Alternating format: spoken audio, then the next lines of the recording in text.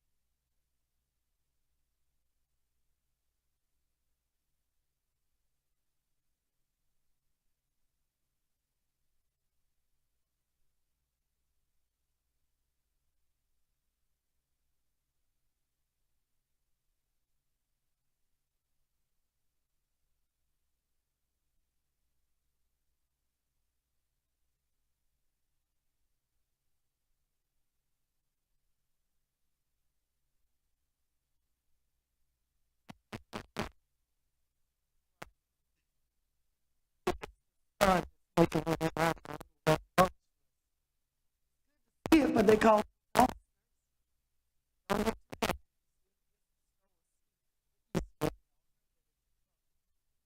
everybody.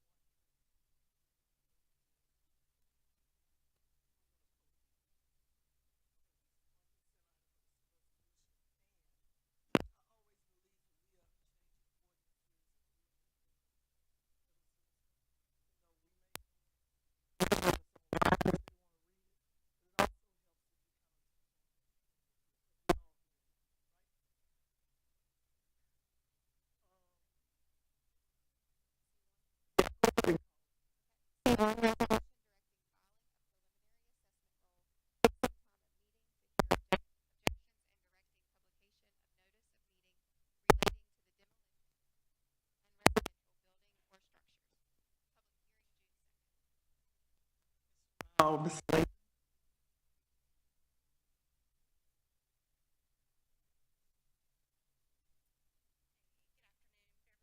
right. Say your name. Acting City Rev. I think we all. I there's something on here talking about assessment roles, talking about demolition.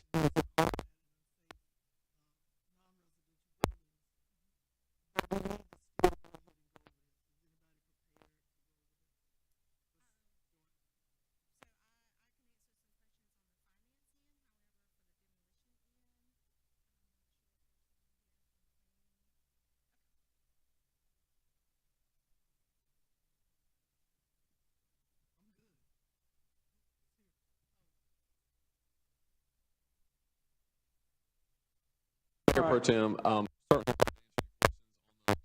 about the Sammy Row in the background over there. In short, these are three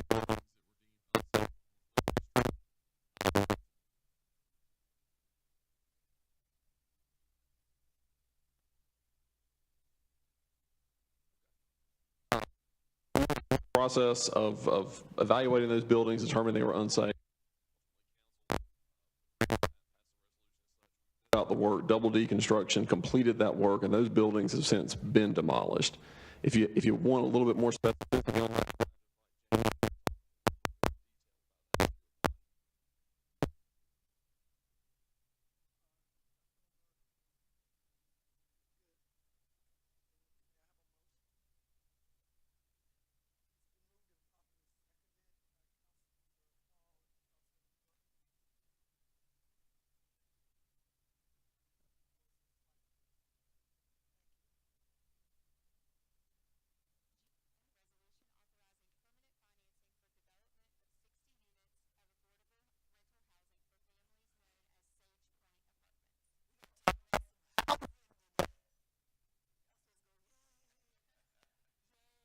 Thank you. It's been a while to get this process, but go ahead.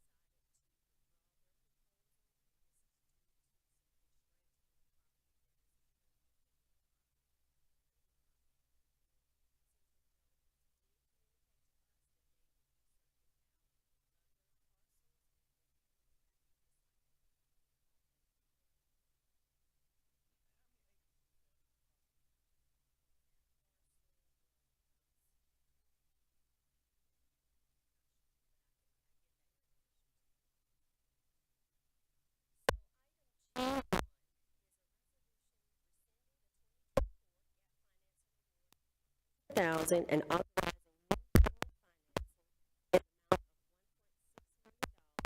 to bring residential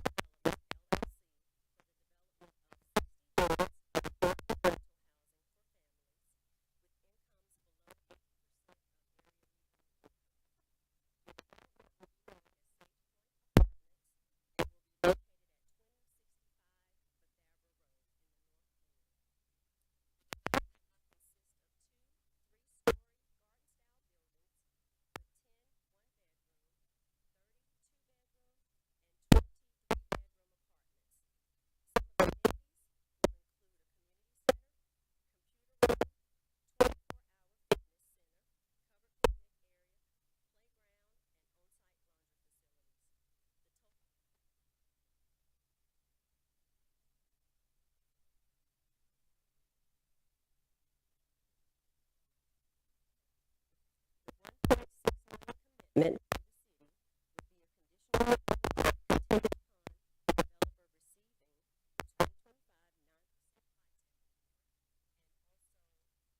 attainment of all other sources of funding.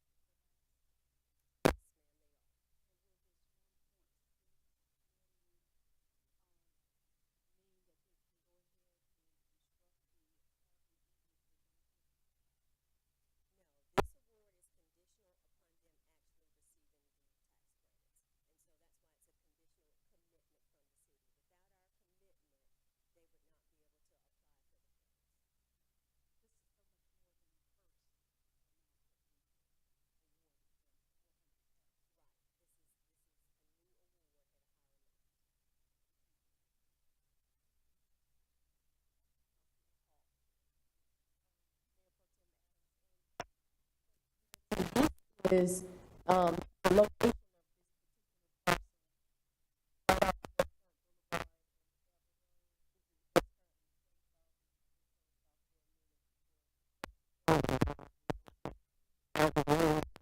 Plan and utility be open. Recently reopened. Yes, Okay. Thank goodness. open for Okay. business. Okay, perfect. I know exactly.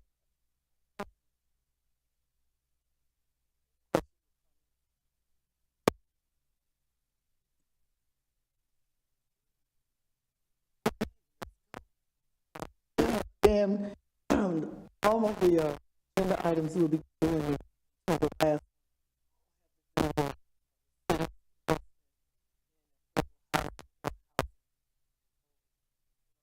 Yes, we have the road and talking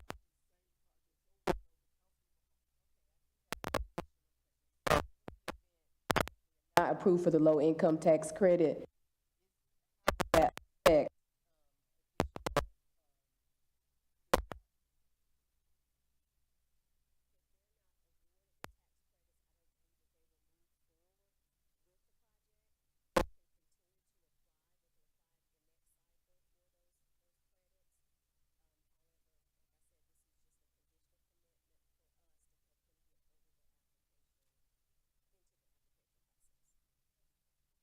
a lot of developers are seeking tax credits. The 9% is get. To build in senior housing, that's pretty easy to get. But right now, with the cost of services and goods, I think every city in the country would be hard pressed if the developers were not doing it on their own to initiate, say, hey, city, get these tax credits, so you guys are willing to be a part of our capital stack so we can qualify for them, because they won't give you the tax credits if you don't have the money. If you don't have enough money to finish the project, we saw a lot of that back during the housing crisis years ago, where communities like this or homes where they were just dropped.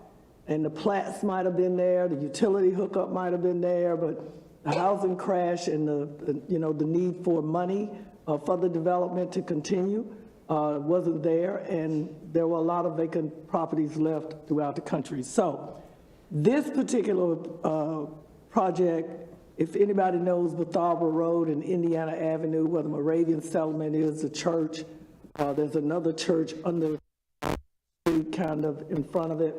And the first apartments built there years ago was Betharbara Village.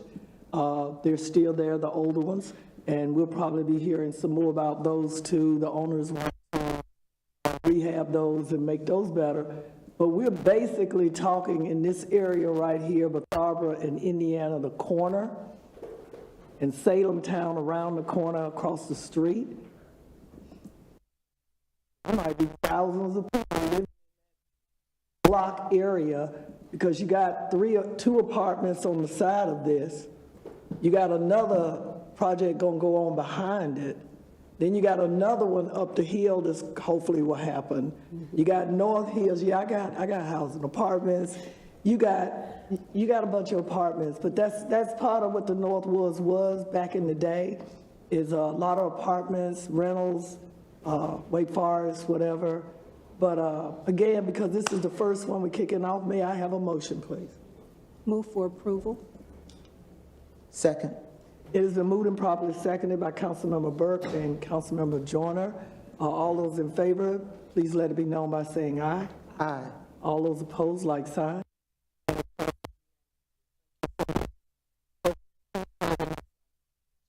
Resolution authorizing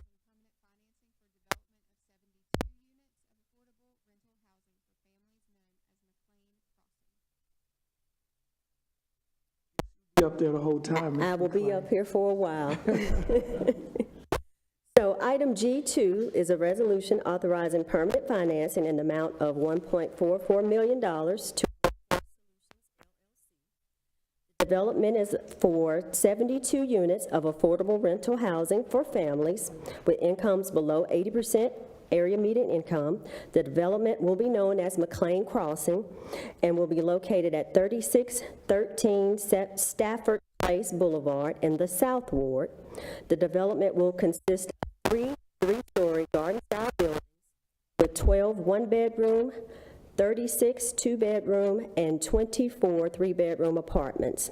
Some amenities will include resident computer center, laundry room, playground, covered picnic area, and outdoor seating. The total development cost for this project is $17.1 million, and Workforce Solutions LLC has applied for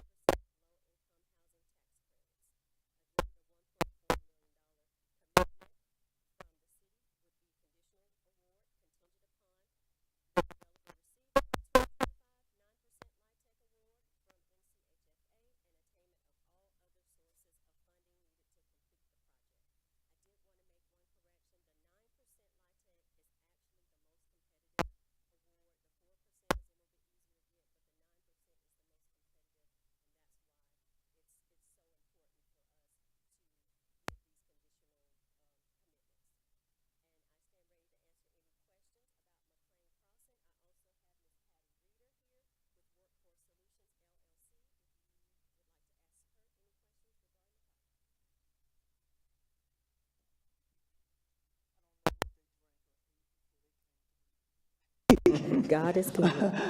But I think the public needs to hear from you as to where this money comes from that we're using to help finance these housing projects.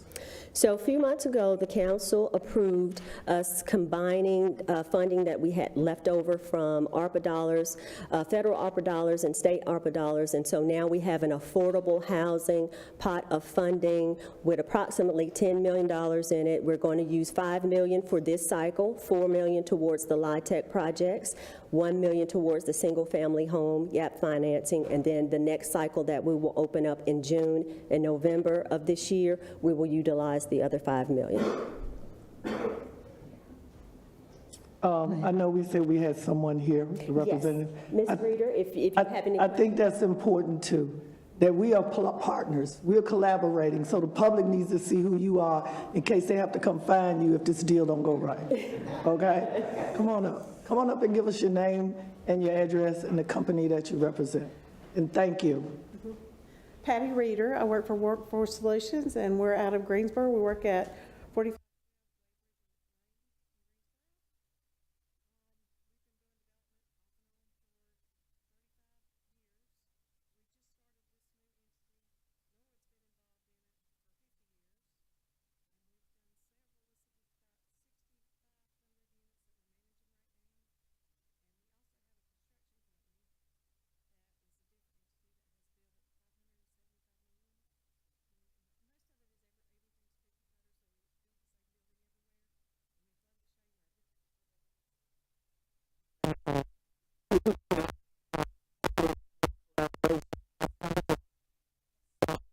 A lot of folks talk about affordable housing, but that dollar amount is not affordable for most.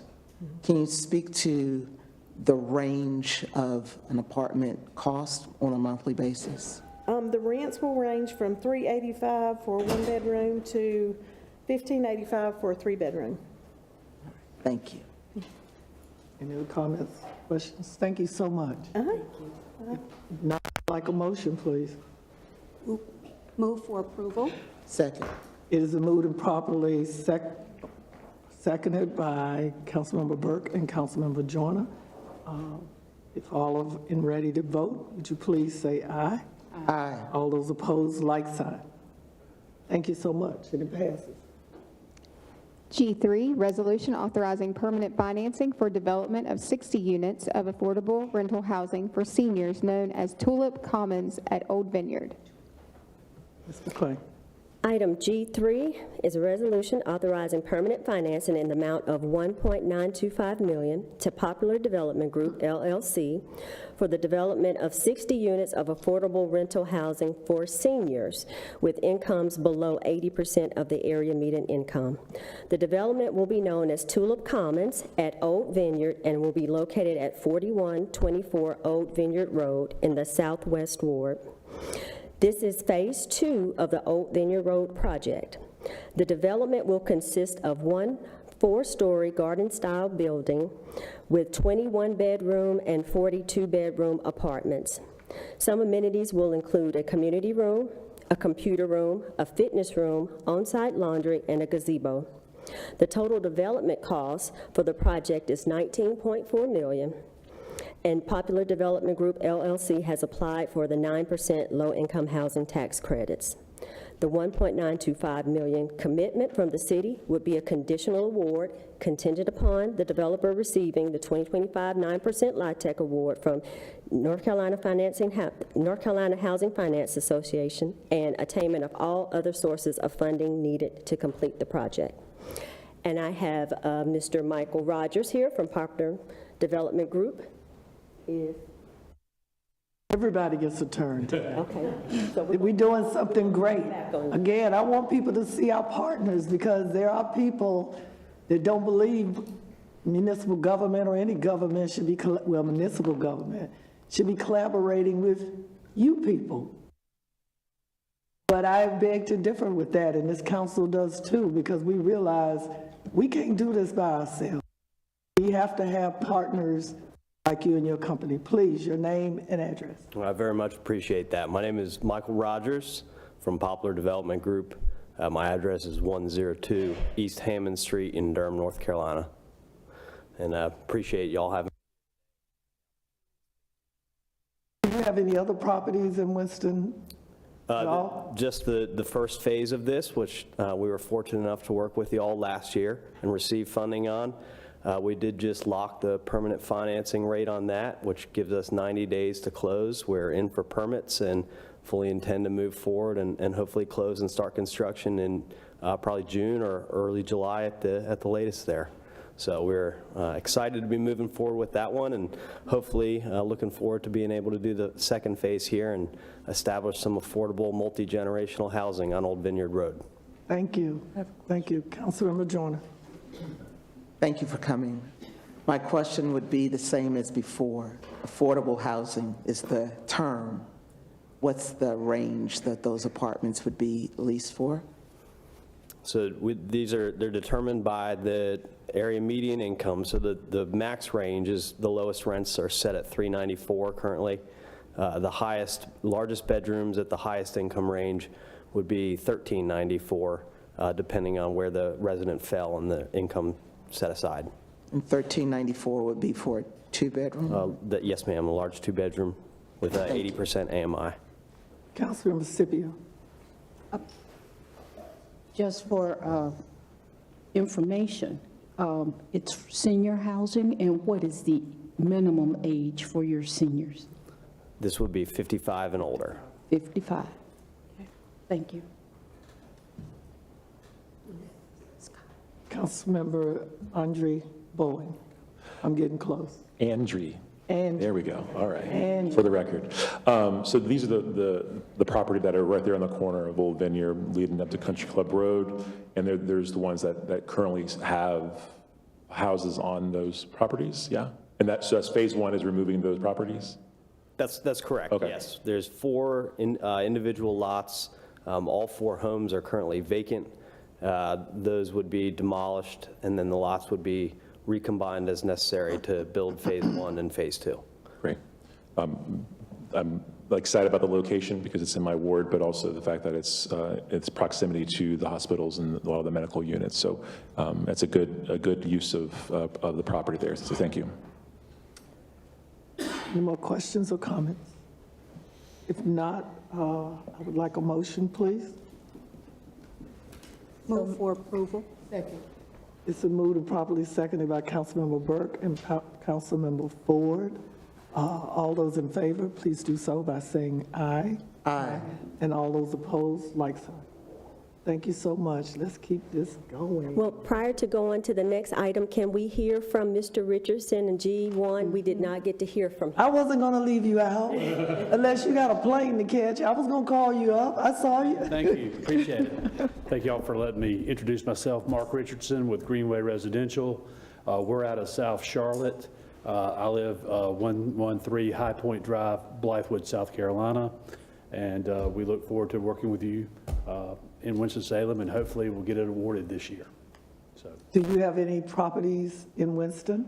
we do not, the closest one, we have one in Moxville and 3 or 4 in Charlotte. Okay, we'll take you. We'll take you. Councilmember Hall? Thank you. I'd like to know what attracted you all to Winston-Salem. Well, I mean, there's such a need for affordable housing. I mean, if you look at our market studies, and I'm sure with the other two, there is so much need for affordable housing in Winston-Salem and the Triad. I mean, and all of Carolinas, but my primary market area where we are with Sage Point, there's about 66,700 tenants that could move in with that income range, and we're only going to be able to provide 60. So you're going to have such a need for even more than what we can provide. Thank you. They say if you build it, they'll come. Maybe more people will come that want to collaborate, and more citizens as well. Thank you so much. Look forward to working with you. Thank you. Clerk, would you please call the next item? G4, resolution authorizing the sale of 5 city-owned lots and $175,000 in gap financing for the development of single-family homes to C2 Contracting. So we'll now move into the single-family city-owned lots and gap financing. Item G4 is a resolution authorizing the sale of 5 city-owned lots and $175,000 in gap financing to C2 Contractors, LLC, to build 5 single-family homes available for affordable home ownership. The development plan includes conveyance of 5 city-owned scattered lots located in the East Ward for $1 each. The lots are as follows: 623 Liberia Street, 625 Liberia Street, 614 Pitt Street, 721 Pitt Street, and 402 Buick Street. The average value of these parcels is $15,080. The city will also provide gap financing in the form of a forgivable loan in the amount of $175,000, which is $35,000 per parcel. The sales price of the homes will not exceed $238,338. As the homes are sold, the loan will be transferred as a down payment assistance loan to the homeowner. The 3-bedroom, 2-bathroom ranch-style homes will be approximately 1,152 square feet, with a covered porch, fireplace, and energy-efficient appliances. The total development cost for the 5 single-family homes is $1.191 million. And I don't believe we have a representative here from C2 Contractors, so I will answer whatever I can for you. Any comments or questions? I would say that your team has worked with all of these individuals. Could you give us a perspective of yours as to what did you think about our new partners? Well, I believe C2 will be a great asset to the community. They have properties that they have done close by, High Point, Greensboro. They actually have some commercial work that they're doing on A&T's campus. So I think that they will bring good work to the city of Winston-Salem. So I'm looking forward to what they're going to do with these 5 parcels. Thank you. Councilmember Andrew Bowen. I got it. You got it. Got the memo. Sorry. So the request is for $175,000, is that correct? Mm-hmm. And hypothetically, if, let's say that we decided not to support this, Mm-hmm. would the sales price for the home exceed, like, be close to $400,000? I don't believe if they're trying to keep it affordable, they're still going to have to stay with HUD standards, so it's going to have to be $300,000 and below. Them selling it at this rate will be due to the assistance that they get from the city, the $35,000 per unit and it's basically to cover construction costs. They can pull this out along the way, and then that loan will be transferred to the homeowner. It's a forgivable loan, so 1/15 is over a 15-year affordability period, so 1/15 of that loan will be taken off every year that the homeowner stays in the house. And as long as they don't sell it within the 15-year period, it will be forgiven. Okay, thank you. Any other questions? May I please have a motion? Move for approval. Second. It's been moved and properly seconded by Councilmember Burke and Councilmember Joyner. All those in favor, would you please sign by saying aye. Aye. Those opposed, like sign. And the motion passes. Next item, please. G5, resolution authorizing the sale of 10 city-owned lots and $350,000 in gap financing for the development of single-family homes to Denton Construction. Item G5 is a resolution authorizing the sale of 10 city-owned lots and $350,000 in gap financing to Denton Construction Services, LLC, to build 10 single-family studio homes available for affordable rental. The development plan includes conveyance of the 10 scattered city-owned lots in the east and southeast wards for $1 each.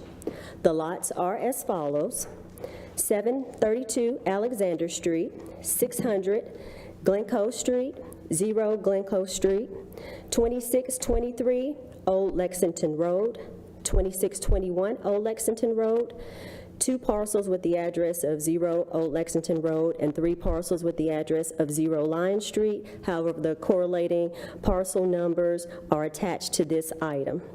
The average value of the parcels is $10,230. The city will also provide gap financing in the form of a mortgage loan in the amount of $350,000, which is $35,000 per property. The rental rate for the modular studio homes will be $800 per month and will be subject to a 30-year affordability period since these are rentals. During the period, the rental rate shall not exceed the threshold set by HUD for households at or below 60% of the area median income.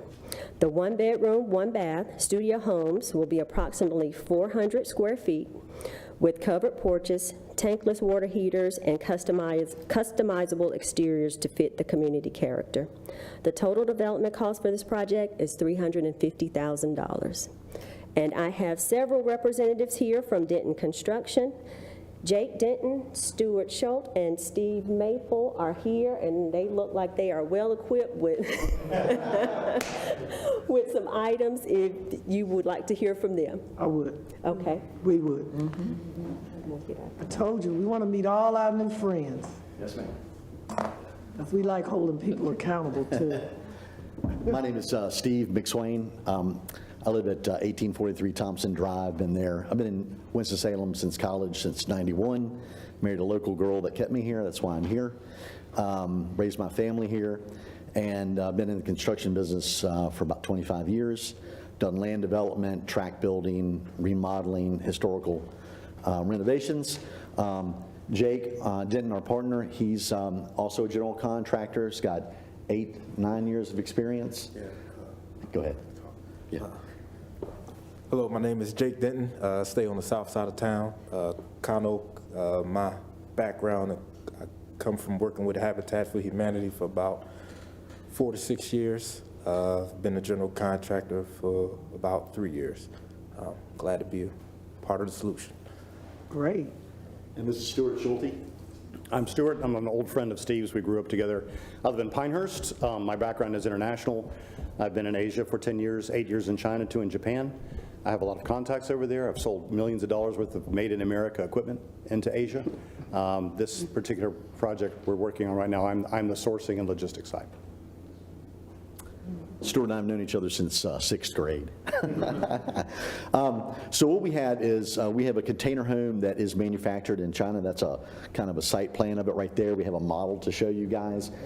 It is a 12,000-pound unit. It's all metal construction, all metal siding, metal roof, metal porch, LVT siding, energy efficient appliances, including a washer and dryer in the unit, all LED lighting, all UL approved electrical.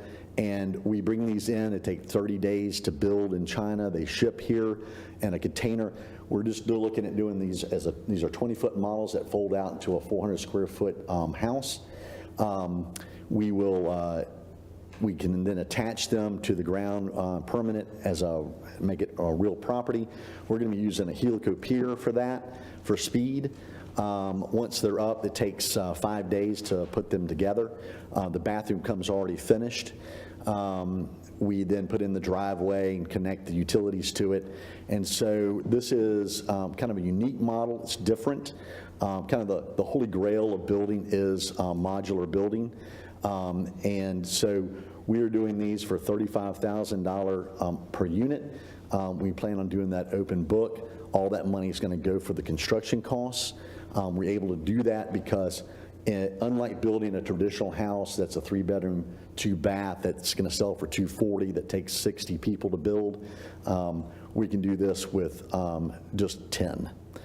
So 10 trades, or actually 6 trades. It's sustainable, it's eco-friendly, it's repeatable, it's reliable, and we could do not just 10, but we could do another 10 and another 10 in places that we, that traditional housing can't go. And in fact, in our proposal, we actually specified the smallest lots that the city owns that are .07, .08, or have really bad topography, which you're going to own probably forever. So what our thought is, let me back up. My first house I bought on Pope Road with my wife for $96,000. I moved over to Thompson Drive 23 years ago, paid $165 on an acre and a half in a traditional ranch. Now, an entry-level house is $200 to $240, interest rate 7%. Conventional loan, you're going to be required to put 20% down. FHA, you're still going to be needing $10,000 to $15,000 for in closing costs and down payment. So what this model does, I understand that there's some councilmen and women that aren't big on rental, but what we feel that we can do with this product is we can bring in a very efficient and sustainable product that's low cost of ownership that can house senior citizens, disabled, young professionals, anyone. Now, we can't put a family of 4 in there. That's not our model. However, part of our business plan is we have a 600 square foot and 800 square foot of these. We have some capsule houses that we'll be doing down the road. But we want to prove this model. We think we can. The amortization schedule that I gave y'all's department, we would pay this off in 5.5 years. Councilmember Hall. Thank you, Mayor Pro Tem Adams. I have a few different questions. I was waiting for this to come up. I've been a fan of tiny homes. This mini home, I was looking at the different features, but was also listening to what you all said. So you all are looking at $35,000 per unit, and all that is construction costs. That's correct. Then you'll still be able to keep rent at like $800 a month. Yes, ma'am. For an actual home. Yes, ma'am. How are you going to be able to do that? There's a reason there's things we don't make here in this country and that we import. If you look at what China imports, or we import from China, we bring in 20% of all building materials from China. And so they have economies of scale. Where these are built, they're built in communities that have the steel, have everything around them. Kind of like if you think about Ford and Chevrolet in Detroit, right? They have thousands of people around them that support those businesses and supply those businesses. Very similar with this. The other thing, that this is a 20-foot container. It folds up into this 20 by 8 container, and we can put 2 of those in one 40-foot container. So our shipping costs are in half.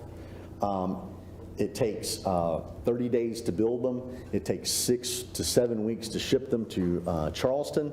It takes roughly 3 days to a week to pass customs and to be trucked here to Winston, of which we then pull it out, and our whole during that time, that basically 14-week period, we'll already have the lots cleaned up, the driveways in, the water meter in, the footings in, ready to receive these, and we crane them on. And the way our piers work, they're basically long screws, and they go in the ground. With that, it's a piece of equipment that we've purchased that it then sends us technical data for every screw. There's 16 footings on this. We then give that to the inspections department. So they're basically engineered footings. Then there's a Simpson strong tie connector that bolts to the footing, that then bolts to the foot of this. So it becomes real property quickly. If down the road you guys say, we don't want it, we'll take it. We can move it, put it somewhere else. So that's how we're able to. The other way we're able to do that is we're going to do the setup ourselves. We are going to do the driveway ourselves, and we're going to have a plumber, electrician, and HVAC. So y'all are taking on, We're going to take it. We're going to take an equity stake in it. okay. Okay, all right. Okay, just because $800 for this versus us hearing 1 bedroom, 2 bedroom, 3 bedroom Yes, is ma'am. different. I have one other question, if that's okay.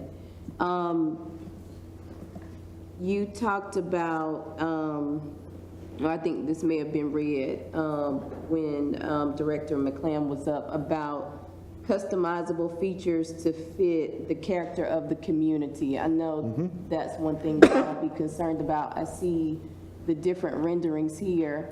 Depending on which, I'm not sure which neighborhoods in particular that I would be looking at. I know that they have some of this, I think, in the south and southeast wards that are mentioned here. But about how many how many options would someone have to be able to make this a customizable look in Yes, a ma'am. community? So we have 7 colors of LVT flooring. We've got 4 colors of maple front cabinets that are plywood box cabinets.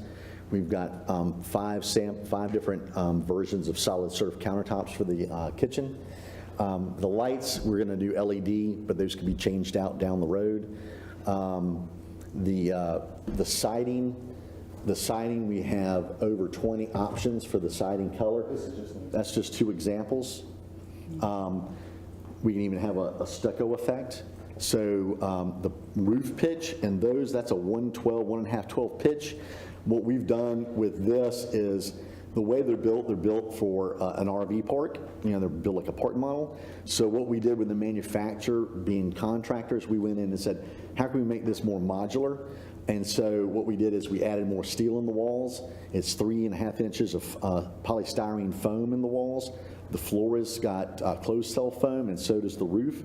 As you see, the one on the top left, that's how it looks like without the roof kit. Our roof kit is a 5/12 pitch with a longer overhang, which meets modular standards, not mobile home standards. And with the front porch, to add that, I could do a front porch here, I could do a side porch. It's really straightforward. We can do a different roof color, we can do different trim colors, and the siding colors. So there's roughly 7 things that we could change on it to make them all look different. I can make them look modern, I can make them look craftsman, I can make them look traditional, I can make them look American bungalow. The 3 of us spent a week roughly flighting all 144 of your lots that were out there. We didn't cherry pick the best ones because we didn't need to. And what was surprising was most of your old housing stock here is kind of an American bungalow style or a ranch. Now, I can't make it look like a ranch, but we can make it fit any neighborhood that will look like it was built there. One of the things I pride myself on is remodeler. That's what I've done for years. It's a super challenge. It's hard. But when I'm done, I walk away, I like that house to look like it was built that way from scratch. Thank you. Councilmember Andre Bowen, and then Councilmember George.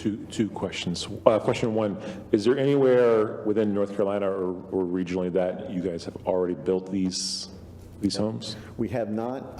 This is a new venture for us. However, we've been working with a company out of Utah called Box House.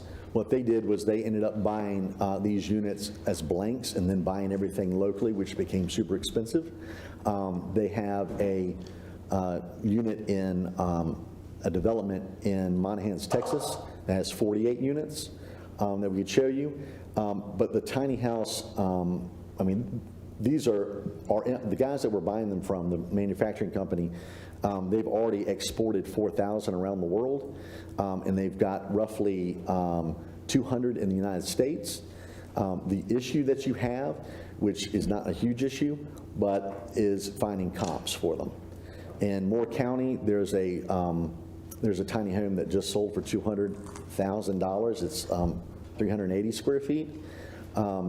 So while we haven't done it, it's a pretty easily stamp and repeat business. And my second question, so how much does one unit cost? Let me ask this a different question, what different way? 3 weeks ago, Yes. how much did one unit cost? It costs the same. It's the tariffs that cost more when they import it. We already factored that in. We didn't factor the last craziness that we had, but we're going to take that one on the chin. We're looking at selling these for $65,000 to $75,000 setup on the retail market. That's our objective. And we're also looking to place these in service everywhere. So the answer to your question is everyone's development that you guys are approving is going to go up. Sure. So it's a factor of is it sustainable? Can we do it? And we can with our numbers and what we're doing. Thank you. Councilmember Joyner. Thank you. You spoke earlier of an entryway into home ownership. Yes, ma'am. But these are rentals. So explain that for me. Okay. The rentals, because we felt like with the time frame that we need to do them in, that the rental would be a little bit easier to start. When you're looking at a lot of the apartment complexes that are out there, I know in Moore County, where I'm from and where Stuart lives, single bedroom is $1,400. So what I think is interesting about this product is that is pretty much one of your only options out there that is a sustainable product that is has low ownership or low cost to maintain and to keep. So we feel like starting at a rental section, we can always sell these down the road. In fact, that's probably what we would do. If I'm not mistaken, the dollar that you're asking for is a 30-year hold? I believe it is. 30-year at a 2%. I think is what the terms are. So if it's sold before that 30-year period, what happens to the loan? I don't know. That's something we haven't discovered, and that's why we kind of went the rental rate, because it does, for what we can do and how this was, basically what we're doing is we're backloading profit. Unlike other builders, as you know, as you build, you are taking on variable and fixed costs along with profitability. So this is just a different way of looking at it, that we could get 10 homes on the ground in less than 6 months and rented.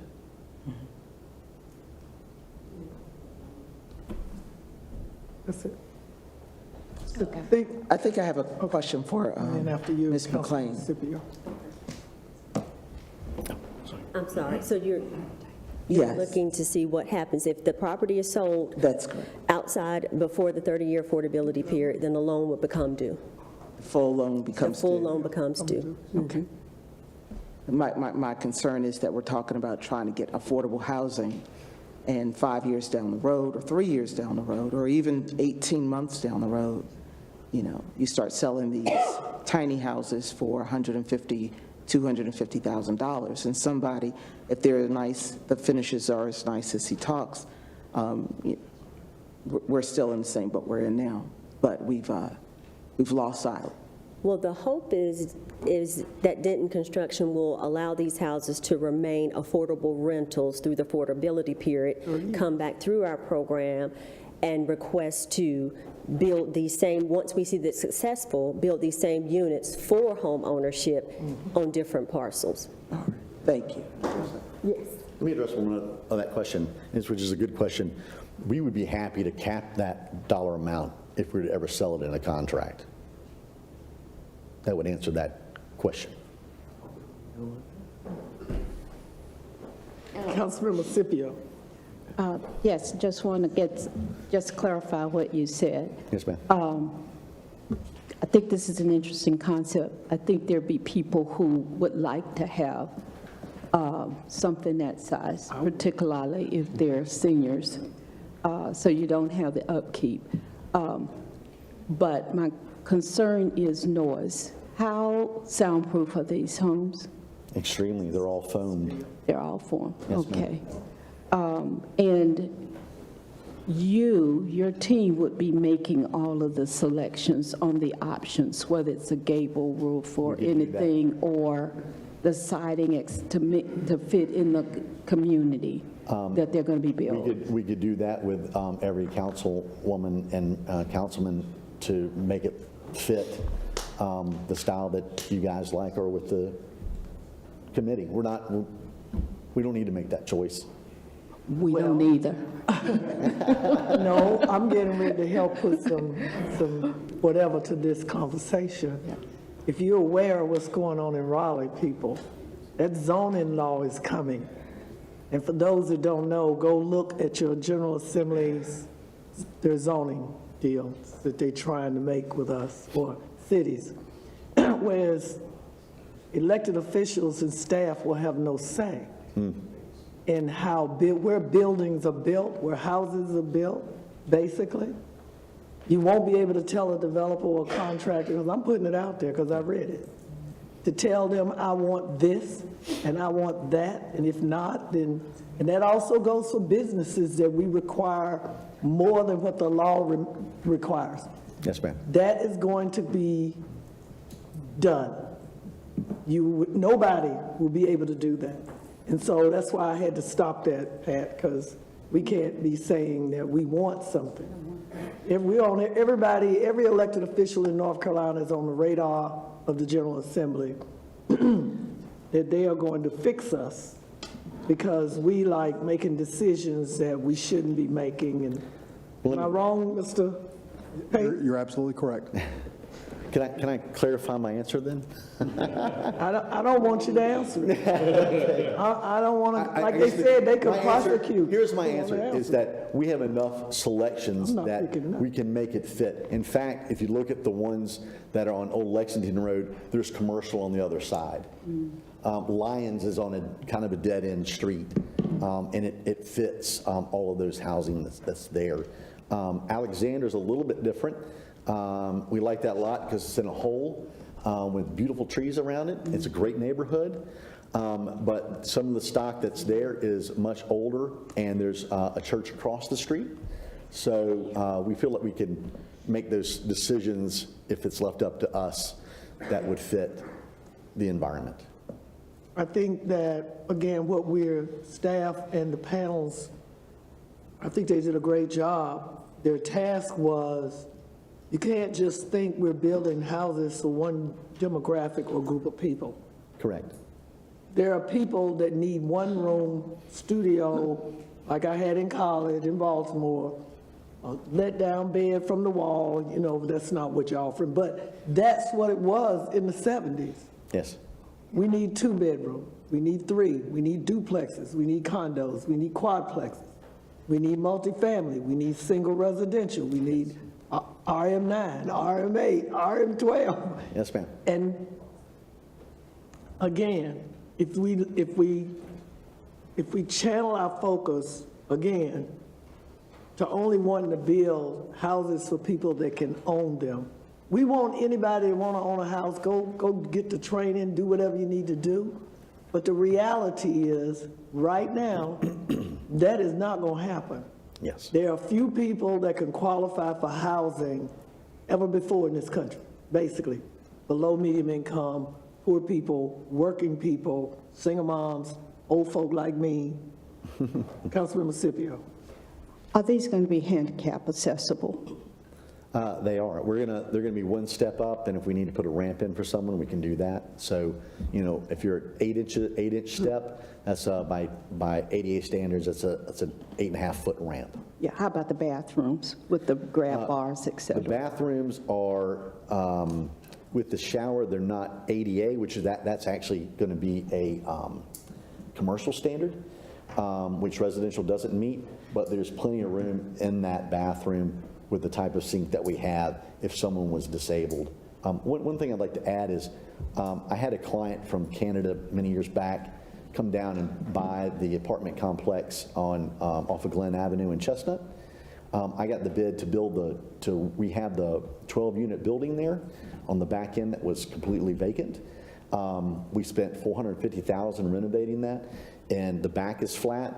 Going out the back door, it's 2 down, 2 up in quads, and as you go down it, there it went to 3 steps and then to 5 steps. Every single one of the bedroom floor units went to elderly. I mean, it was like that. And so one thing that we could do here in our community with this type of product is we could easily do an affordable retirement community if that was ever something that could come up and be done and be affordable.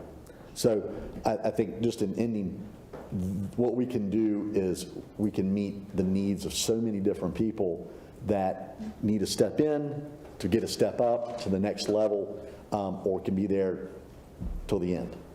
Councilmember Hall. Thank you, Mayor Pro Tem Adams. This is just a quick point of information that maybe Director McClam, you may be able to offer, Manager Pate, you may be able to offer some clarity with this. With anything that the city would sell for like $1 to a developer, with that, we have an affordability clause for a 30-year, maybe multifamily, or 15-year single family home. Is that correct, or can we clarify just for me, just to make sure I'm on the same page? I'm getting nods that that's correct. That's what I thought was. Yes, that is correct. Okay, all right. And so we would hold that, and what we're talking about here is being able to sell, whether that's infill lots or whatever, at $1. So anyone that comes in under this would have to adhere to or comply to those same guidelines, right? That's correct. Under the ordinance that you have, or the legislation to sell these lots without competitive bids, then they have to meet the affordable housing criteria. So that'll be set, that'll be a part of the contract that's written for each of these developers. So while they may not have worked it out yet, there will be language that talks about this remaining affordable, or the penalties, basically, if that's not the case. Okay, thank you. Any other comments, questions? Again, I'm excited about your project. As Councilmember Hall said, staff knows. It's been with me since '09. I came on board talking about ADUs, tiny houses. We can do this, people. People want that product as well. They do. You know, so I applaud you, and I thank you, and I thank y'all for the partnership, and looking forward to working with you. Thank you. I'm gonna tell you, this can be a tough group. But Good questions, all good questions. Thank you so much, and we'll love to, when we get everything settled, Director McClain, when they break ground, we'd like to be there, you know, to let the community know that we are doing this, okay? Perfect. Thank you. Yes, Thank you. ma'am. All right, thank you. Next item, please. Make a You haven't voted on We that need a one yet. see, I'm so happy. I'm so happy. Make a motion I to must be approve. dreaming, Councilmember Burke. The motion was- Anyway, I need a motion. Made a motion to approve. Second. I have Councilmember Joyner and Councilmember Hall have moved to approve G5. All those in favor, let it be known by saying aye. Aye. All those opposed, like sign. Again, thank you. Mr. Klain, last one. G6, resolution authorizing the sale of 7 city-owned lots and $195,000 in gap financing for the development of single-family homes to Switzer Homes. Item G6 is a resolution authorizing the sale of 7 city-owned lots and $195,000 in gap financing to Schweitzer Homes LLC to build 7 single-family homes available for affordable home ownership. The development plan includes the sale of the 7 scattered city-owned lots located in the east, north, and northeast wards for $10,000 each. The lots are as follows: 2288 Woodsong Lane, 0 East 14th Street, 1035 East 21st Street, 4407 Ogburn Avenue, 1105 Cayuga Street, 1308 North Jackson Avenue, and 1322 North Jackson Avenue. The average value of these parcels is $10,471. The city will also provide gap financing in the form of a forgivable loan in the amount of $195,000. This request is ranging from $20,000 to $35,000 per property. So we received a different amount request for each property. None exceeded the $35,000 limitation that we put on the properties. The sales price for the homes will not exceed $240,000. As the homes are sold, the loan will be transferred as a down payment assistance loan to the homeowner. The 3-bedroom, 2.5-bath, 2-story homes will range from approximately 1,347 to 1,521 square feet, with garages and energy efficiency appliances. The total development cost for the 7 homes is $1.075 million, and I have Mr. Schweitzer here from Schweitzer Homes to speak with you today. Welcome. Thank you. Could you give us your name and address, please, and your company? My name is John Schweitzer. I live at 3729 Signet Drive in Winston-Salem, North Carolina, born and raised. Been here all my life. I'm a local realtor for 25 years. I'm a developer and a general contractor. I've done about 25 affordable houses right now in Forsyth County. I have a current partnership with Habitat for Humanities. I'm in the process of doing these exact 2 homes right now on 2 of those lots as we speak right now. So I have a substantial amount of experience in doing this product right here. Thank you. Councilmember Jones. The exhibit of the style of house. Yes, ma'am. Does it look like the neighborhood? Not on 21st Street, I think on 14th, but it's a great quality home.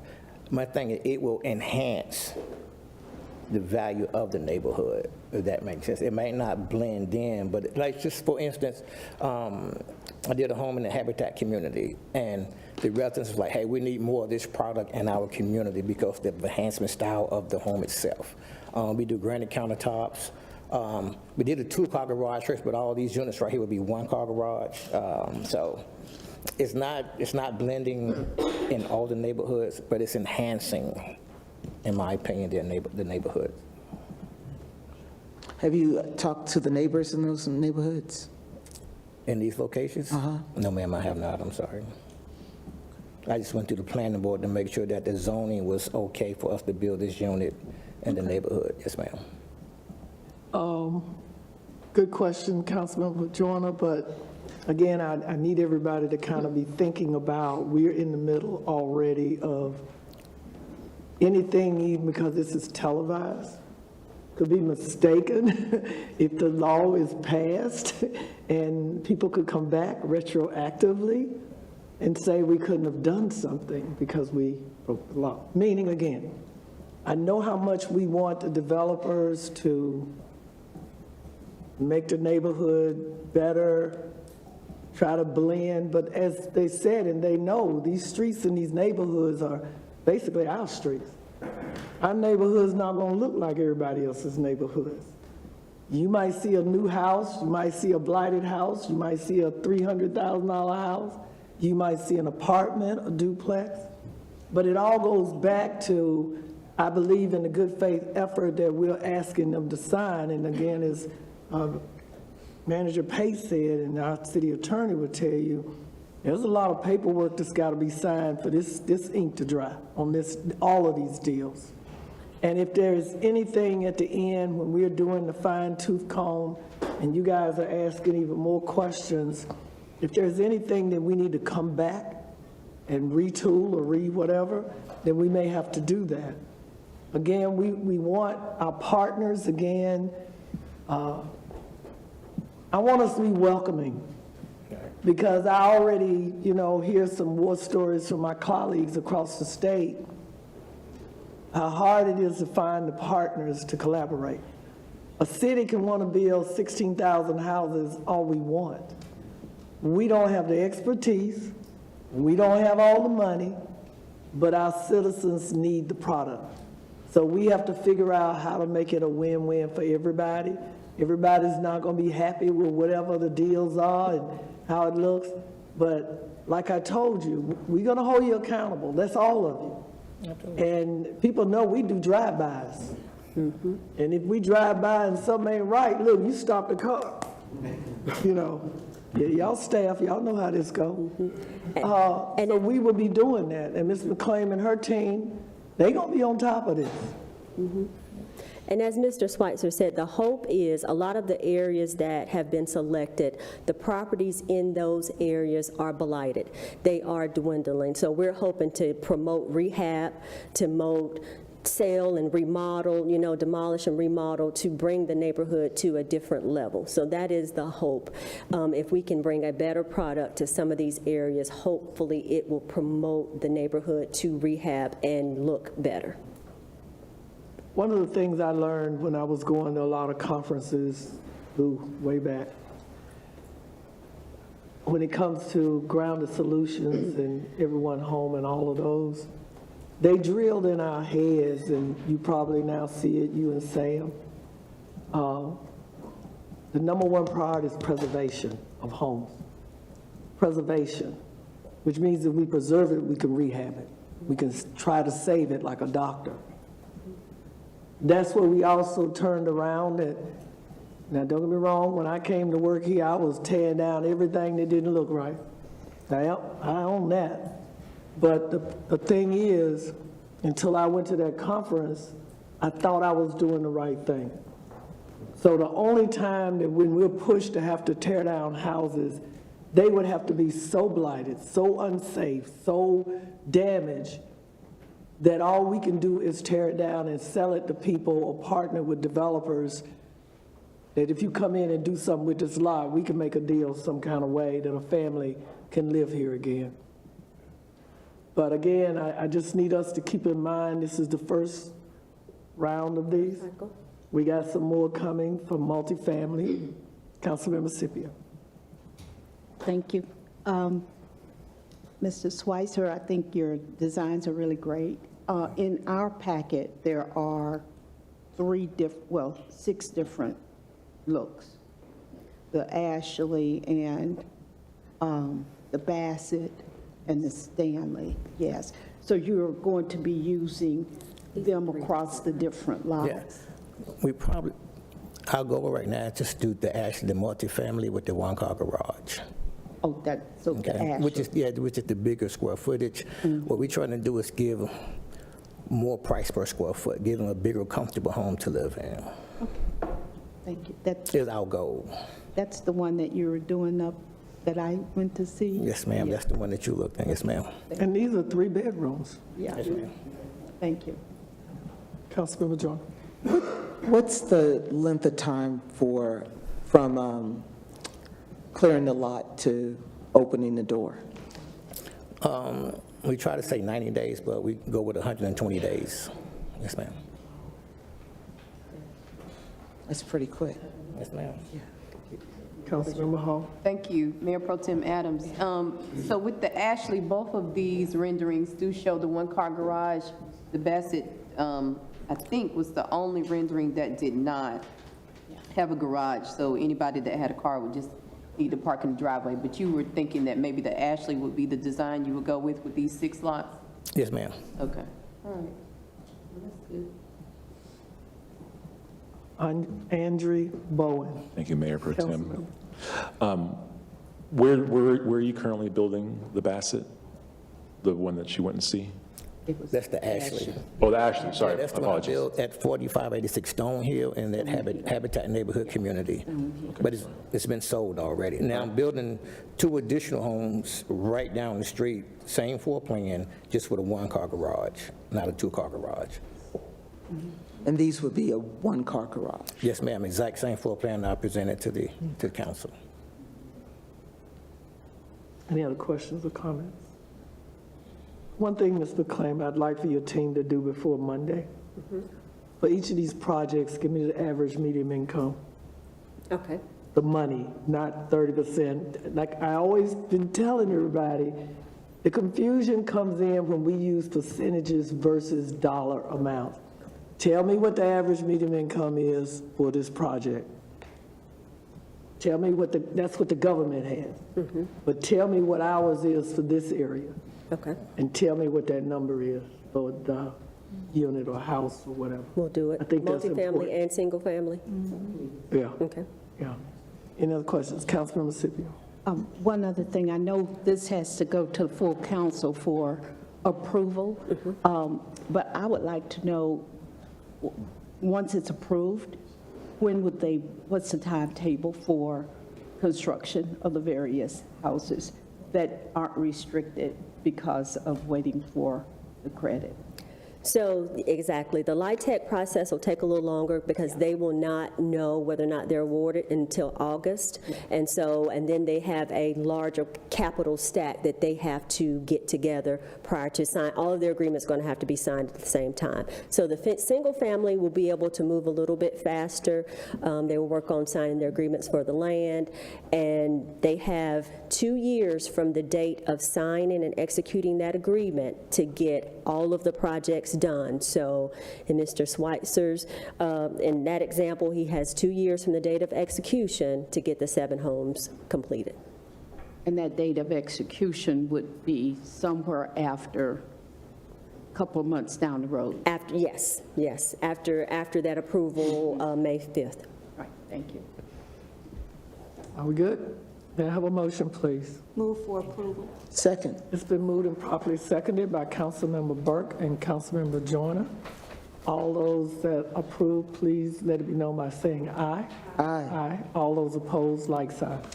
And the motion passes. Clerk, would you please call the next item? Information pertaining to sick and vacation accrual rates for city employees. All right, good afternoon, Mayor Pro Tem Adams and Council. When Jamie's pulling up the slides, I'll just kind of kick this up. Sharon Voida, Assistant City Manager. This is an informational item related to sick and vacation accrual rates for city employees. So right now we have some inconsistencies in how some of our different employee groups accrue sick and vacation time off. So this is just an informational item. We're not asking for any formal direction or decisions. If we have any proposed changes, this will come back to committee and then council at a later date. Okay. There may need to be some going on this. Oh. Sorry. Oh, no, it's a little clicker, not the mouse. Oh, got it. I'm like, I'm clicking. So quick overview of what I'm going to cover today. So I'll just give you some background on kind of how we got where we are. Summary of sick and vacation accrual rates for city employees. You'll see when we get into some of that analysis, there are some inconsistencies in how some of the fire department employees accrue sick and vacation. So we're going to compare that to other fire departments in North Carolina. Also wanted to pull in a comparison of firefighter salaries, and then I'll wrap up with recommendations and next steps. So a little bit of background, about 10 years ago, up until 2015, the fire department employees that work a 56-hour schedule. So I think this might be the only point where I kind of clarify 56-hour schedule. What that means is basically your certified firefighters, engineers, captains, those that are working kind of in the stations on that kind of 24 or 48 schedule. They've been, since 2015, they've been accruing sick and vacation time at a higher rate of their annual hours compared to other city employees. So what that means from kind of an operational perspective is a higher accrual rate means there's the ability to take more time off, which means then that we may need to bring in more employees on an overtime basis to maintain minimum staffing. We'll also talk about some of the kind of longer term financial impacts as it relates to retirement. So I'll kind of talk through that as I work through the slides. I do want to point out, I know the timing of this is coming on the heels of some of those overtime and minimum staffing discussions. That is just a kind of a timing instance. This conversation has been under discussion since before I started 6 months ago. I think literally my first week here, we had a meeting about this last October. And then, as I mentioned, as part of analyzing those accrual rates, also did some comparisons of firefighter salaries. And I will warn you, there's a lot of information on these slides, so I'm going to try to kind of stair-step through it. So back in 2015, council approved a change to the personnel resolution that increased those fire department sick leave accrual rates from the equivalent of 12 hours a day to 24 hours a day. So in our personnel resolution in our employee handbook, all of our vacation sick leave is based on the number of days per year. So prior to 2015, those fire accruals were the equivalent of 12 hours equaled 1 day. So adjusted the personnel resolution to increase those accruals from the equivalent of 12 to 24 hours a day. Though it was not addressed in the personnel resolution, city staff at the time also made that change retroactive to any existing sick balances. Meaning, if I was one of those fire employees on whatever date in 2015, if my sick leave accrual balance was 500 hours, that was doubled to 1,000 hours, as if I had been accruing at 24 hours my entire time with the city. All right, so here's where we get into a bunch of numbers. So hang with me as I kind of walk through. So as I mentioned, that first column, this is the number of sick days employees accrue per year. I'm also converting that over to the number of hours per pay period, because when we get into some of the comparisons with other municipalities, theirs are all based on pay period. So I'm starting with kind of a regular 8 to 5 employee that works 40 hours a week. So 12 days a year is the equivalent. It's based on 8 hours per workday. It's a total of 96 hours per year that they're accruing sick leave. We work a total of 2,080 hours per year. So our sick accrual as a percent of annual hours is 4.6%. So then if you do that same math across for those fire employees working 56 hours a week, I've got in that second column, hours per pay period.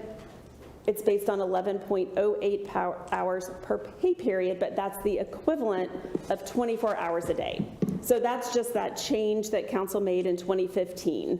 So if I work 8 hours a day, I'm accruing sick at 8 hours per day. The firefighters were at 24. Well, if you multiply that out that would be a total of 288 hours of sick leave that you accrue per year. And they work more hours per year than we do. If we work 40 hours, they work 56 hours. So we are reflecting that increased annual work hours. It's a total of 2,912. Well, when you do that same math, sick hours per year as a percent of your annual work hours, fire is earning sick leave at just under 10% of their total work hours per year. So in that final column, comparing 4.6% for a 40-hour-a-week employee, that same ratio is 9.9% of annual hours for a fire department employee. Does this presentation make sense? Do you have any questions? Because I got a bunch of other slides that are set up the same way, so I want to make sure you're tracking. Got it, okay. So same analysis on the vacation side. So prior to that 2015 resolution change, fire was accruing vacation also at 12 hours, the equivalent of 12 hours per day. The personnel resolution only talked about the sick leave accrual, but city staff at the time also increased vacation accruals from 12 hours to 24 hours. I do want to note that that change was not made retroactively. So kind of that same math, I'm going to have two different comparisons for vacation because we have, 5 different vacation accrual schedules based how long you've been with the city. So if it's your first year with the city, kind of that same math across, first year, employees earn 10 days of vacation per year. For the 40-hour-a-week employee, that's 3.8% of their annual hours. For fire, it's just over double that at 8.2%. So that's if it's your first year with the city where you get 10 hours of vacation per year. once you hit kind of our max accrual rate, once you've been with the city 20-plus years, all city employees are getting 24 vacation days per year. So kind of that same analysis for a 40-hour week employee, where we would be earning vacation at the rate of 9.2% of our total annual hours versus 19.8 hours for a fire department employee. The other thing that's really important to understand is that for all city employees, we have a max of vacation accrual that we can accrue up to 30 days. Once we hit 30 days of vacation accruals, that any excess gets rolled into our sick leave balance. So that's important because when we retire under North Carolina's kind of PERS retirement system, any unused sick leave is ends up being converted to years of service, which more years of service then influences the amount of your pension payment. This is really small and hard to read, but so that's the comparison for city employees. We also wanted to look at those vacation and sick accrual rates compared to other fire departments in North Carolina. So the darker line on the top, that's the vacation accrual. The kind of lighter pinkish orangey color is sick leave accrual. So you can see with so City of Winston-Salem is that bottom row. With the exception of Charlotte, that also appears to be giving vacation accruals at roughly that same equivalent of 24 hours a day, our accrual earning rates are about double, if not a little more than double, other fire departments across the state as well. So kind of to summarize the accruals before I look at the salaries. So we talked about the accrual rates for the fire employees are more than double that of other city employees, roughly double that of comparable fire departments. In the near term, you have the operational impacts where if you have more time off, that requires calling in more employees on an overtime basis to maintain that minimum staffing level. And in the longer term is where we have those impacts on retirement. So if I have a larger vacation accrual balance, that gets rolled to sick, which then ultimately means I have more years of service in my pension calculation than I've worked, which again, that's not a Winston-Salem thing, that's a state law. Then that results in higher pension payments for that employee for life. Well, the other piece that's important to understand is that when those pension payments exceed the state's forecast for every individual employee, they look at that on an employee-employee basis. If the pension amount exceeds what the state has forecasted for that employee, they turn around and bill the city for that as they call it a pension spiking payment. So if we get a pension spiking payment for any employee, the payroll department charges that back to the department that that employee works in. So for fire, given that they have the significant accrual balance that some of them have and the long tenure, because a lot of the fire department employees, I mean, they start with the city, they retire with the city, that pension spiking payment can be roughly $100,000 per employee for some of the longer term tenured fire employees. So even though the salaries are not directly related to the accrual discussion, we've heard from the firefighters recently that the pay may not be on par with other comparable fire departments, and also wanted to look at that as it compared to the accruals, because if our accruals are high, if the accruals are higher, maybe that offset is reflected in salaries. So I've got 3 different tables on salaries, and this is based on entry level, kind of a new firefighter. And we have different incentive programs. So we've got this first schedule is comparing the minimum, middle of the range, and the max pay range for a new firefighter in these organizations if you have no associates or no bachelor's degree. So for the other organizations, you can see the average is about, for that starting salary is just under $50,000, $49,700. Our starting salary, again, with no 2 or 4 year degree, is $46,000. So it's about 7% below that average. I will point out that what's not going to be reflected in these tables is ourselves, High Point, and Charlotte. We all offer a 5% incentive for anyone with military experience, so that is built into your base salary.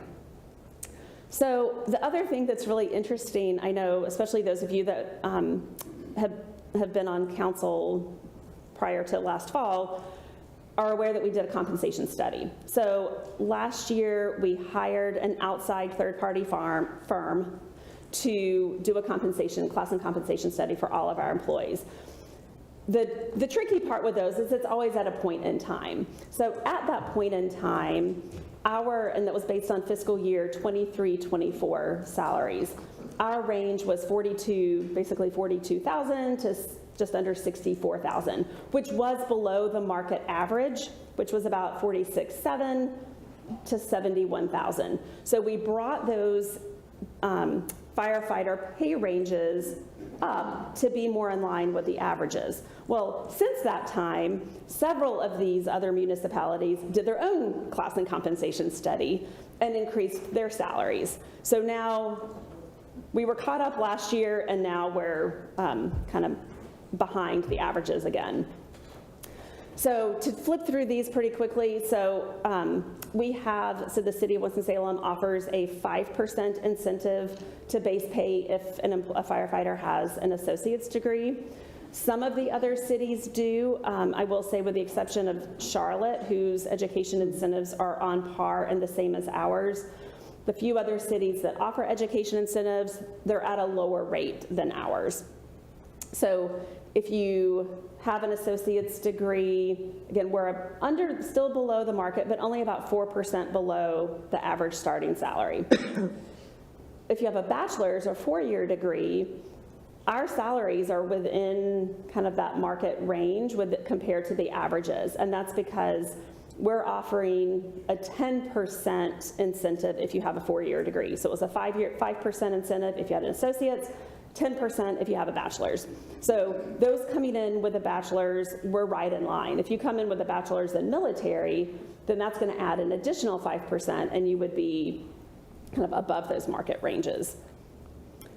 So all of that's a lot of information. So to summarize kind of what I presented so far, so the pay for the entry-level firefighters without a 4-year degree or military experience is about 4 to 7% lower than other comparable fire departments. However, we have those military and education incentives that many of those other organizations don't, and some of those that do are either a lower percentage if it's built into their base pay, or there were some that had, at least one that had that payment as a one-time annual payment. So again, more beneficial for us to have that built into base pay. And then we saw that the sick and vacation accrual rates for those fire 56-hour employees are more than double that of other city employees and roughly double that of other fire department organizations. So in terms of staff recommendations, as I mentioned, this is informational, but not looking for formal direction, but wanted to provide our recommendations. Our recommendation would be to adjust those accrual rates for the 56-hour fire department employees to be on par with those other city employees. We do recognize that the the entry-level salaries in some cases are below market, so we'll look at those as part of the budget adoption process, as we are kind of other city positions. And then our recommendation is to come back to this committee next month to also, we want to do a comparison for all city employees of our vacation accrual rates, as well as that maximum number of hours or maximum number of days that can be accrued, to make sure we're being competitive with other North Carolina cities. And then we also want to look at, this was just sick and vacation. So we also want to look at those holiday accrual rates and the ability to roll over holiday accruals from year to year. And then we also want to our HR department had started some analysis on this of expanding our language incentive program to provide financial incentives to employees that speak languages other than Spanish. So what those accrual rates would look at to make their earning rates on par with other city employees. So it's kind of starting with that far right column to make those percent of annual hours the same, and then working backwards for sick leave, that would work out to, so right now it's the equivalent of 24 hours per day. That equivalent would be 11.2 hours per day. On the vacation, if it's your first year with the city, instead of 24 hours a day, it would be 11.2 hours a day. So in this case, those employees are currently earning 240 hours of vacation a year. That would become 112 hours per year. And then if you are at the end of your career, or I guess you don't have to be at the end of your career, you could have started young, but you're at that maximum accrual rate, instead of 576 hours of vacation a year, they would be earning 269 hours of vacation a year. Again, to make that on par with that same percent of annual hours that the other city employees are working.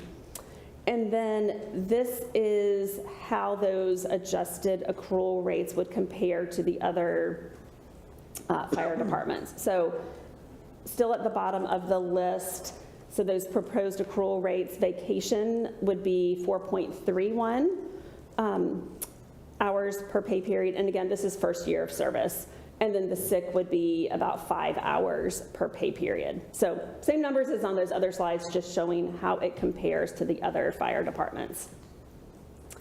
So then in terms of next steps, as I said, we recommend coming back to this committee next month to provide the updates on holiday accruals, vacation accrual rates, and then any cap on vacation accruals, any adjustments to that would roll over, have that discussion at general government next month, bring any proposed resolution changes to committee of the whole on June 9th, have the full council adopt any proposed personnel resolution changes on June 16th, with any changes being effective July 1 at the beginning of the fiscal year. So with that, I know I just went through a lot of information, and there's a lot there, but happy to answer any questions, and I can go back to any of the slides. Thank you. I know that I wish all of the council had been here today to hear your report. I'm hoping that we send a reminder out to them to please read if they have any questions, to get back with you guys. Any questions or comments from council? Oh, y'all got questions now. Okay, but I want to let everybody know again, right now on the council, besides James Taylor and Councilman Clark, we were here when this change was made. But I have to be very frank and transparent. We never understood what the impact was.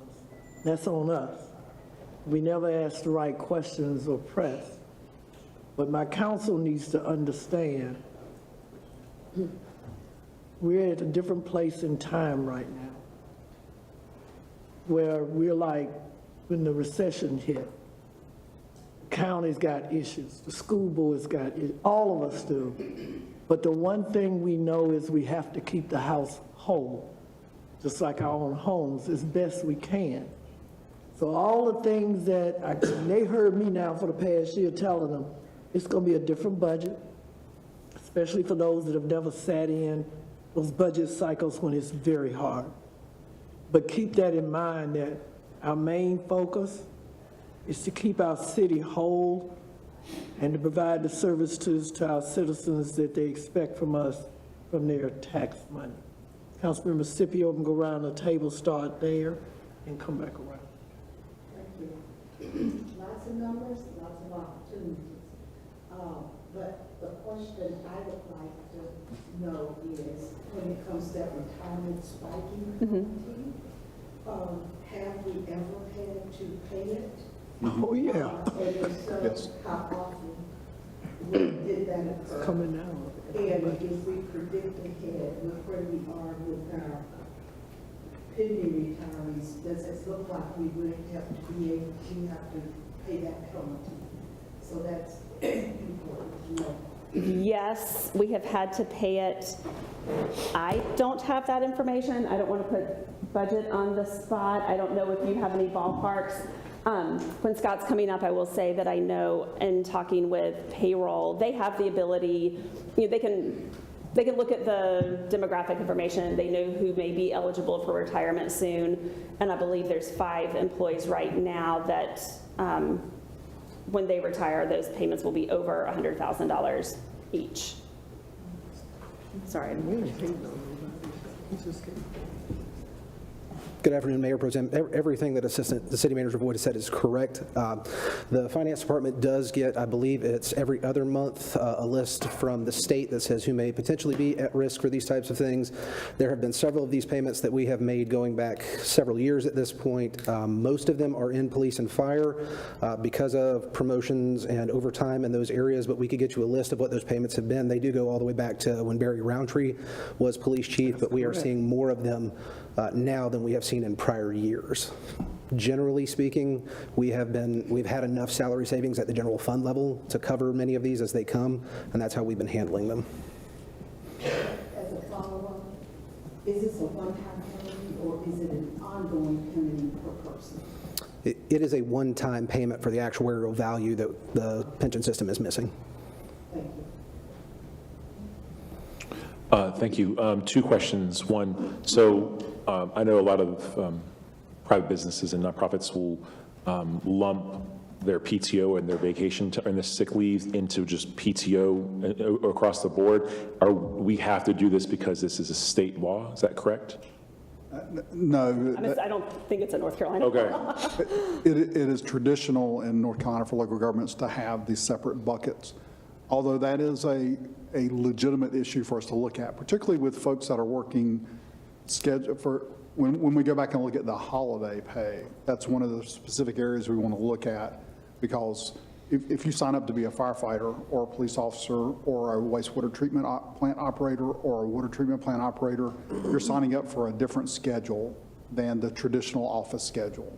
So many people have gone to a different formula for that, to lump those into one area, which tends to be better for the employees because they can then they know what their total balance is going to be for the year and they can plan those out. For us on Christmas Day, there's going to be firefighters and utility workers and police officers that are going to be working. That's just a part of their normal schedule. But no, it's not required as it is. A lot of places do it. And my second question is, you said at the beginning that this was a conversation that began last year, but you also mentioned it's been a topic of conversation. Have we had any conversations with the local firefighter group that constantly is speaking with us? Have we had any conversations with that? I know you had a conversation with them. I have one next week. But have we talked about this with them at all, just to kind of like, hey, here's our proposal? Not yet. So I've been talking with Chief Mayo, and we've been talking about kind of the timing of when to notify them. So I know he is planning to, I wouldn't speak for you, but correct me if I get it wrong. He was going to send out the slides and a link to this presentation either tonight or tomorrow morning to their staff. So that way they would have the presentation, they could hear the discussion with council and have that information as well when they saw the slides. And we've also, we've talked about, I've offered to go out and meet with them to answer questions as well. Thank you.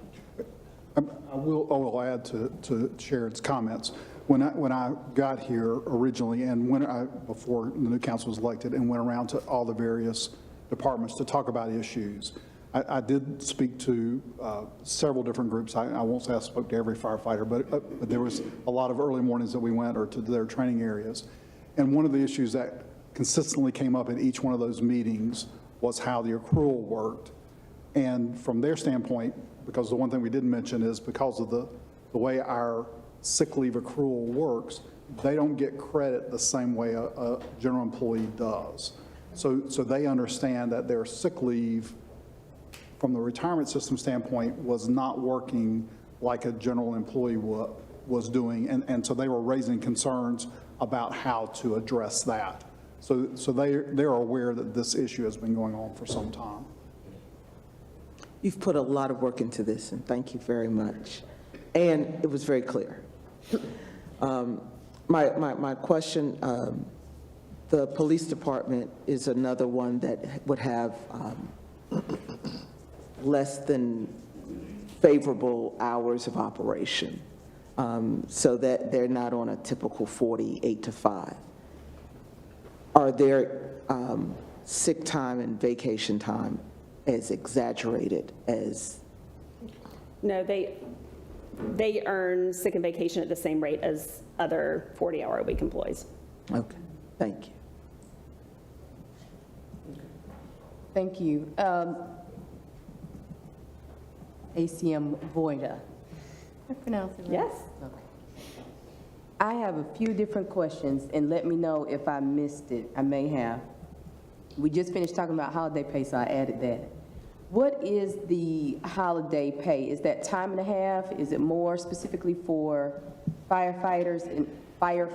And is that the same, depending on what it is, across the board with departments, city departments? So it's at that same 24-hour rate. So if we have, like this Friday is a holiday for Good Friday, I'll get 8 hours of holiday.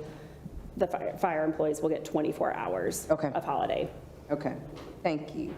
And then with the language compensation expansion that you all will be looking into, particularly in looking at different employees, well, employees who speak other languages than Spanish, I think that's great. I think it's past time for the city to do that, so that's great.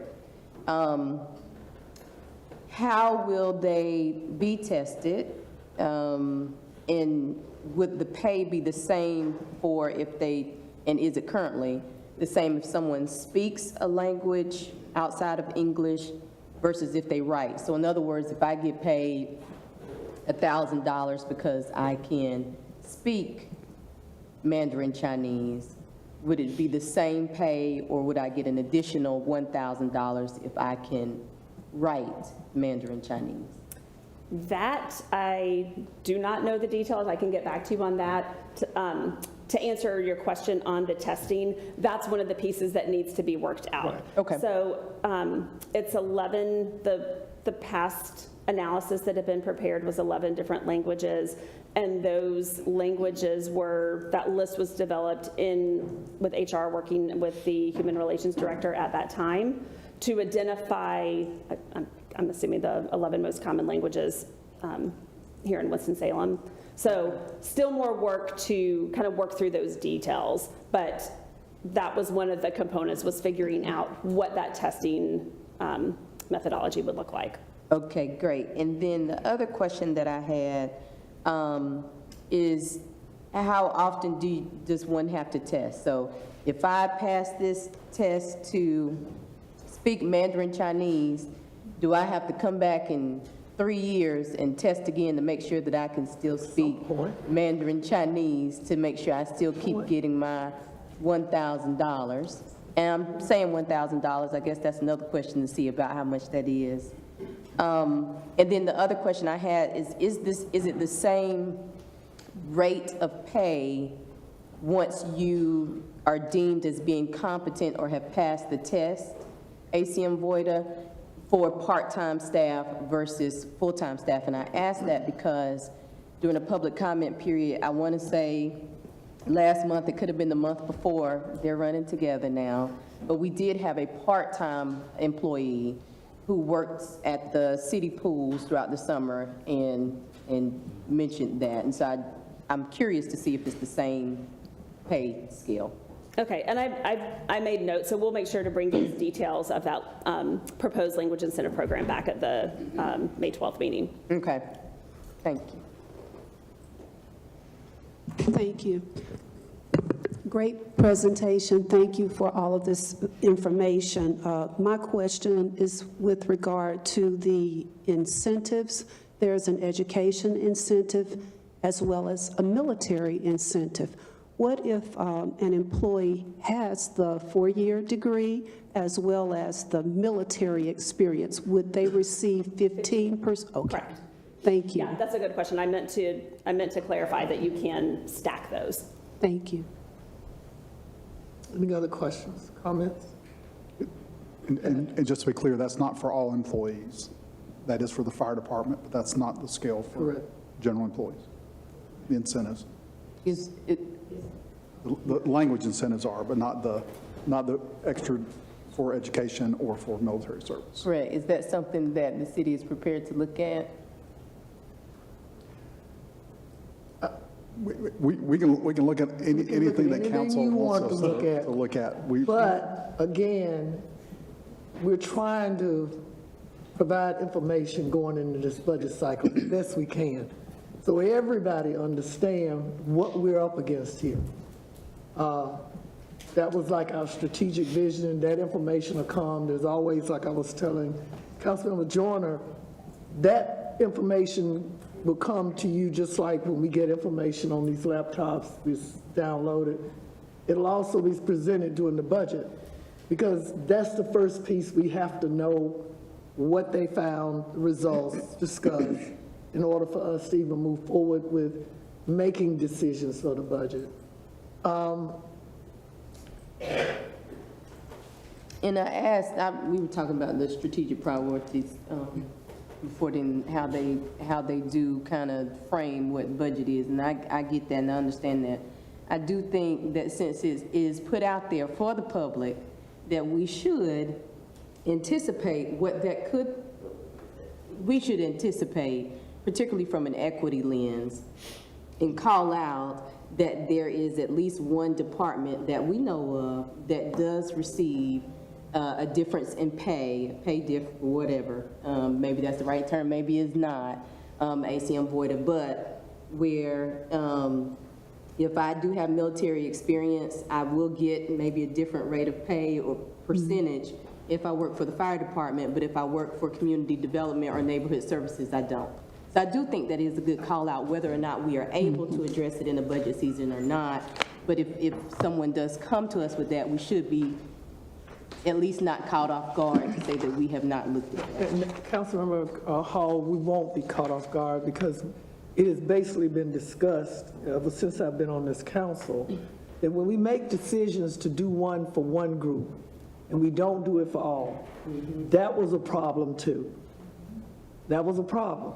And now we're seeing some of this, of the disparity study for salaries, for jobs. All of that was done back whenever, I can't remember, 15, 13, whatever. But we didn't do the whole study. It was voted by this council to only do one part. And it was a two-part deal. And the two-part deal would have told us what we all dealing with right now. So now, again, it goes back when people say, well, we got studies and nobody look at them. There are some studies, but most of the studies that we use taxpayer money to pay for, they ought to provide us with information that we don't have subject matter expertise. We got staff, but everybody don't know the same thing. And then when you bring in consultants, they're gonna let everybody know the same thing of where we are. So right now, I don't wanna say we in a crisis situation, but I mean, I'm putting it out there because I'm seeing it from the school board and the county, and everybody is trying to figure out right now, and we knew that the budget season was gonna start early, did we not? Yes, ma'am. That if we don't get a handle, get the public involved, when we do these budget meetings all over the city, it's gotta be communicated again in a language that everybody gets. It can't be staff lingo, it can't be council lingo. It's gotta be that our citizens understand what we're up against. Because it's not just our employees that we're gonna be dealing with. We're gonna be dealing with nonprofits. We're gonna be dealing with services that we have been bound and we've done forever, that we're gonna have to make a decision. We either want this or we're gonna do that. And there will probably be people, like they told me in DC, the pain is coming. They said, you'll be all right, take an aspirin. That all of us will feel it, whatever it is. I don't care, we're gonna feel it. And I would hope that the public, and yeah, I'm going on because I'm trying to get everybody's mind right. This is not going to be like anything even I've ever seen, 15, 16 years. And if we are interested in saving our city, our employees, our organization, our brand, it can't be a me thing, y'all. It's got to be a y'all, us thing. Go ahead. Probably don't forgot. Go ahead. Thank you. I make a motion to adjourn. Discussion, or I don't even know the right parliamentary thing. I do have one other thing, so that's the only reason I would object. But And that's why I asked staff to put this last, because I knew all of you would have questions, but think about our colleagues that aren't here that's going to even have more questions. So just like housing, we're going to be discussing it a lot. And just to add a little bit of qualifiers on this, you have to understand that our compensation system is very complex. We have 25 plus, 100 plus employees. There's probably 500 to 600 different classifications of employees. In many of those jobs, a degree is required. Yeah. So we're not paying extra incentive for that. It's built into the classification. For firefighters, a degree is not required, it's preferred. Things like the language stipend, we don't require, there's some positions that we're recruiting for people, particularly that speak Spanish, but that's not always required. Right. The police department is one that talks a lot to us about the various languages they encounter and individuals in our organization that can speak and help translate. So written communication is usually not what we're looking at. There's other tools for that, but it's really the spoken, being able to translate on the spot. And so the language stipends are really there to encourage employees that have those good verbal communication skills in another language that are willing to be able to come to the aid of somebody who is encountering somebody that needs that translation abilities. And we do have to test and make sure that those things are right. You know, military service is another one, that there are certain positions that you probably, it is beneficial to have somebody that has prior military service. In some cases, if they're mechanics and we're hiring them and they're from the military, if they've worked in the fleet in the military, that's great training, but that's probably similar to somebody working at another mechanics position somewhere else in a private sector organization. So there's lots of complexities to how this works, and we're trying to do those things that basically will recruit and retain the very best employees to be here at the city. And so that's why it's complex, and we need to take all those things into consideration. And I'd be glad to talk to you more about that, Councilmember. yeah, happy to talk about it offline. Councilmember Scipio. Just for clarification, I think it's a public safety issue that makes sort of sense to have people who speak other languages. Do we do an incentive for the police department if they have different languages? No, yes, the language incentive is available for any employee that meets the requirements of being able to, and right now we're only doing Spanish, so if they can fluently speak Spanish and they're willing to be on call so that they can translate when folks need that. And you say the police department, but my communications folks are the most, where the biggest need is. Police is a good example, place with code enforcement is another place where we need folks that can translate on a reliable basis. So there are various spots in the organization that we're relying on people to have those services, and it's a great benefit. You know, I didn't mention CDL.